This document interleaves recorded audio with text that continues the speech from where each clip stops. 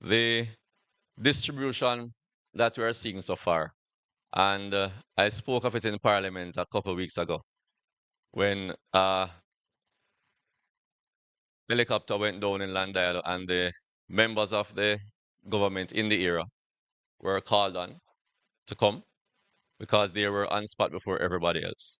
I spoke of it, the Prime Minister dismissed what I said, but what I said was repeated twice since he spoke. And the most recent occurrence was this week when at an activist, a known JLP activist premises, that was where the distribution was done. And we have to look at how we're doing these things. I don't know who came up with that idea, who thought this would look like a good idea to have the food packages being distributed from that location, but was obviously a terrible idea. And we're saying that if you're going to be distributing any package at all, there is a representative in the constituency that you should contact and should assist with the coordination of these things. Whenever we are going out to do distribution, everybody we see in the communities, we give packages. We're not looking at who is PNP or JLP or no P. We're in a crisis situation and the government needs to act in that way. I get the feeling that the government still does not realize that we are in a crisis. But the crisis we're in, we need to understand that people are people. We're Jamaicans and we must treat people as Jamaicans. The gaps before I close between what is needed and what we have gotten.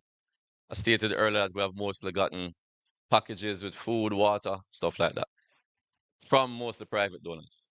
The only assistance we have gotten from the government was the $3 million that was mentioned by Dr. Campbell earlier. Every other assistance with regards to food, packages, and water have come from private donors. We have to thank all of these persons who have been coming out. There have been major organizations, like, for example, GEM that was mentioned earlier, but there have been numerous private individuals who have come into the parish. Some of them are from the parish, some are not, but they have lent a helping hand.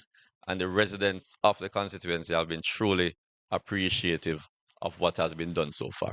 So just in closing, I just want to say Central Westmoreland needs the assistance. I know Dr. Campbell said he was the worst hit, but I would beg to differ because Central was equally hit, I think.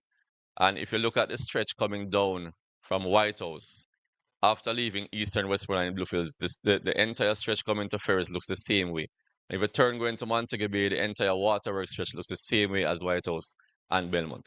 So it was total devastation in the constituency. And as I said, it's the largest constituency when it comes down to the amount of people, which means that we need special attention. And we're asking everybody who is listening to this press conference that we need as much attention as we can possibly get. So I'm going to say to the residents of the constituency, to hold firm. We will do whatever we can to assist the process. And you can rest assured that your member of parliament will do anything possible to get back on track to where it was before Hurricane Melissa. I thank you.